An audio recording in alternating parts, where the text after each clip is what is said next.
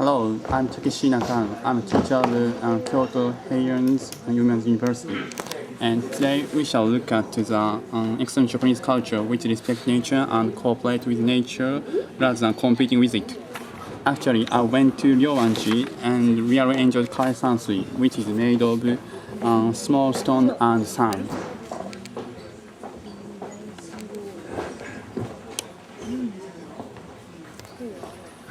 The reason why I enjoy we regard the garden as different things according to our mental condition. You see, for instance, we regard it as the blue sky and cloud, or the island and sea, or two tigers which are parents and child and running through the river. People in the temple try to avoid artificial maintenance as much as possible. The cham of the Karesansui comes from its minimalistic representative of nature.